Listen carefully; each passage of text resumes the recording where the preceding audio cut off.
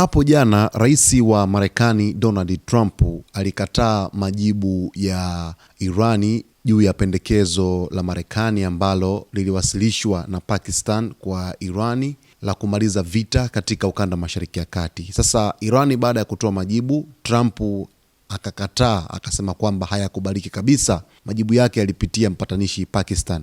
Moja kati ya kitu ambacho Irani walikipendekeza au walikijibu katika majibu yake dhidi ya Marekani, Irani walidai kwamba ili kumaliza vita, Irani ilijumuisha madai ya kulipwa fidia pamoja na kutambuliwa kwa mamlaka ya Irani juu ya mlango wa Hormuz. Hii ni kwa mujibu wa vyombo vya habari vya serikali ya Iran. Yaani kwamba Irani ilipwe fidia kwa kushambuliwa katika mashambulizi yote yaliyojumuisha Marekani pamoja na Israel walivyoshambulia pale nchini Iran katika maeneo mbalimbali. Ilipwe fidia ya kiasi cha pesa. Lakini baadaye pia kutambuliwe kwa mamlaka ya Irani juu ya mlango wa Hormuz, kwamba ule mlango wa Hormuz unamilikiwa na Irani na utakuwa chini ya Irani, na kila kitu kitakachopita pale kitapita kwa udhibiti wa Irani kwa 100%. Yaani kana kwamba pale sio maji ya kimataifa, yaani yale sio maji ya kimataifa, hivyo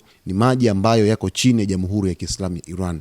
Ndivyo Irani walivyotaka, na hapa ndio maana Trump akakataa kabisa. Anakataa kwa sababu anahisi kwamba Irani itafaidika sana na mlango wa bahari wa Hormuz, kwa sababu labda kuna faida ambayo ataipata Iran, labda kiasi cha pesa, au kuna ushuru ambao utakuwa unatozwa kwa meli zote ambazo zinapitisha pale bidhaa zao, hasa za mafuta pamoja na gesi. Ndio maana Trump amekataa kabisa. Kama unakumbuka mwanzo kabisa, wakati vita vikiendelea, Trump aliwaambia viongozi wa Irani kwamba mlango wa bahari wa Hormuz, basi watakao chaji fedha wawe ni Marekani pamoja na Irani, washirikiane kwa pamoja, wawe ndio ambao wanachaji kiasi cha pesa kupita kwa meli katika eneo lile. Irani ikatupilia mbali, ikakataa vikali, ikasema kwamba hapa sisi ni mali yetu pamoja na Oman. Sasa wewe kama unataka kuja kujiingiza hapa kwamba ushirikiane na sisi kuanza kuchaji ushuru, haitakuwa sawa kabisa. Irani ilikatalia Marekani vikali kabisa.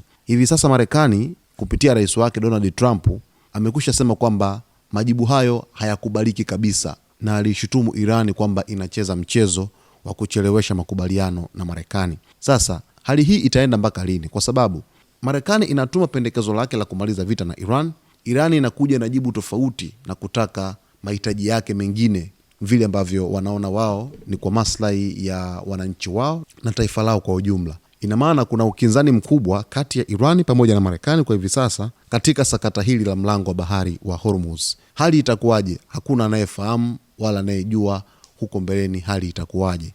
Cha msingi tu, mtazamaji wetu, kwa taarifa zaidi ni kuendelea kuwa nasi hapa Zone Media kwa kusubscribe channel yetu, lakini kulike, kucomment pamoja na kushare.